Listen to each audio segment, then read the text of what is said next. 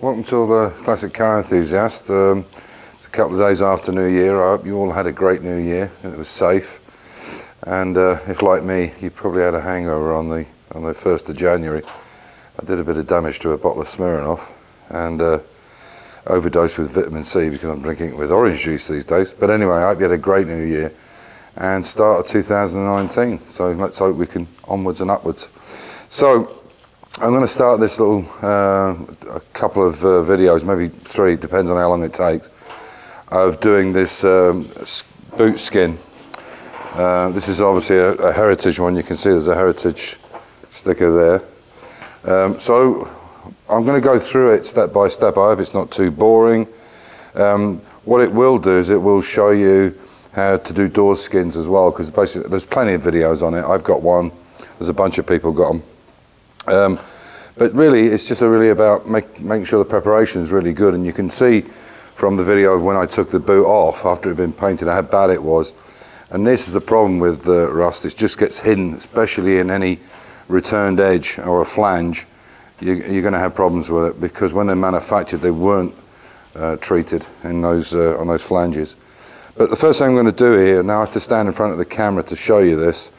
But the first thing I'm going to do is, because it's the boot, a lot of these panels, for instance, the doors, you can put into the door opening without the frame. So if you take a door skin and just hold it up against the door, it will give you an idea. It's only a rough idea, but it will give you an idea just how the shut lines are going to look and where it might be tight or where it might be, the gap might be too big.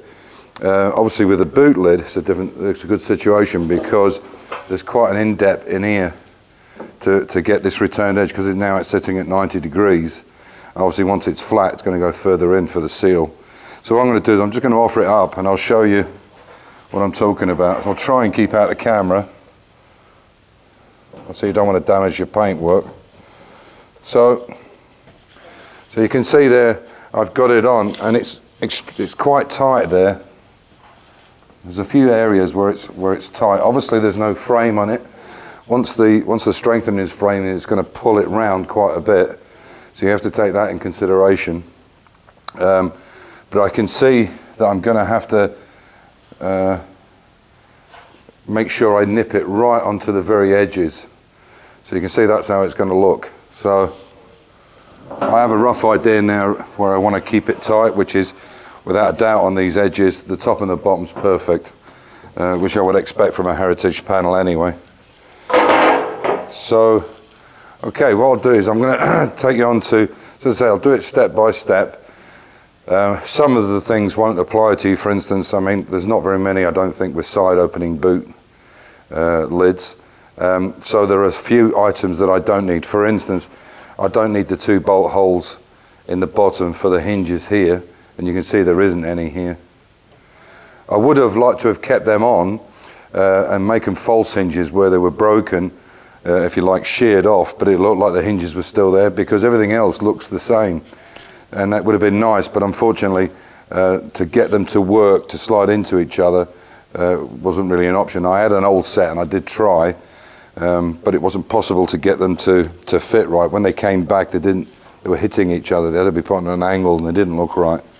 But anyway, that's the overall effect. So I'll show you the next piece I'm up to.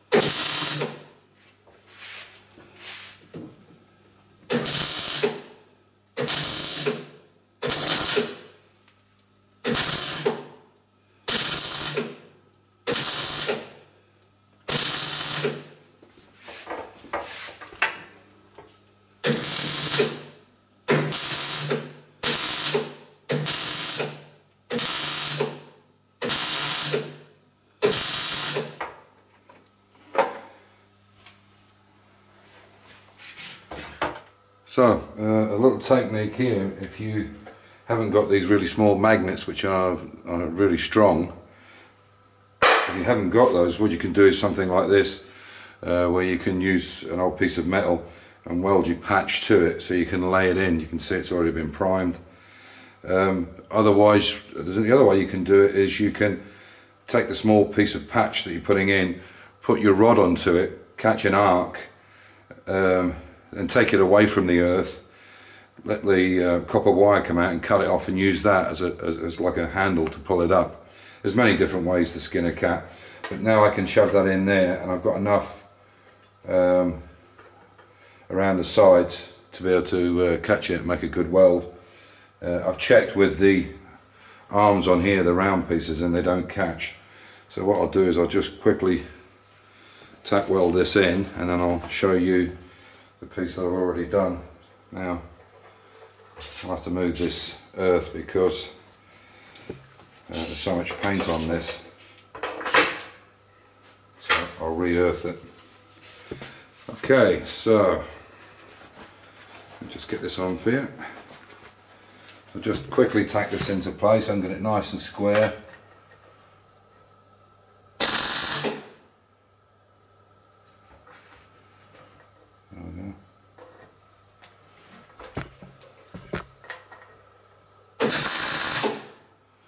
Sorry about the bad camera work.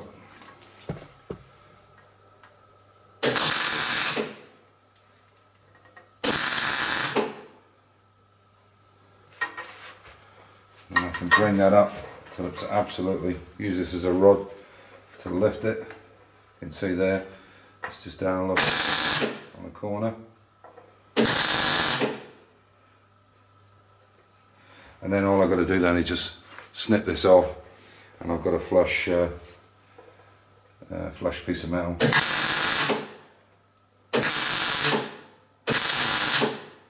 So, okay, so you can see I've put that patch in there. There's a couple of small bits which I can actually, there's a couple of pinholes there which I can fill in and then grind down. In fact, you can still see there's the Audi. They're from an Audi A4. They're the boot hinges of an Audi A4. And you can see this one. Get the camera in, right? You can see this one's done as well. Some bits and pieces to do there. I've checked them, they fit on nice and they turn, which I'll just show you. There's no clips on these, obviously. And you can see that turns. That turns without any issue at all. It's not much anyway, it's a little bit of movement like that, but there's no clips on them. You can see again. No issues whatsoever. So one of the things I would say to, if you're interested in doing a bit more metal work, is go for something, I'll come out a little bit, go for something like this. This is a, these are called Rolox. You get them in different grades from 15, 30, 25s, up to 240, 360 I think they go up to. Great bit of kit. For any kind of metal work, this is a perfect scenario here, along with a tool like this, for instance, which is an air operated finger file.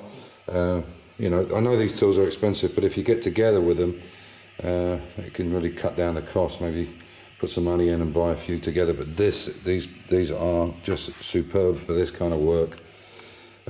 So what I'll do now is I'll get everything prepared, and then on the next video I'll have it all cleaned up, show you me fitting it, putting the tiger seal in, and then going around crimping it. So I hope this is some interest. If you see, it's really nicely finished there now.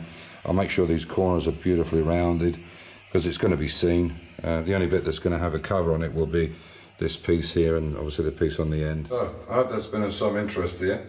Quite a lot more metal work to do on this. it's not a job you want to particularly rush, because it's something that's seen. An outer panel really needs a lot of fettling. You know, the inner gussets and things are something you can get away with to a certain extent. But my feeling with this is, and my kind of saying is, if it's worth doing, it's worth doing properly, and it's worth taking the time to do it.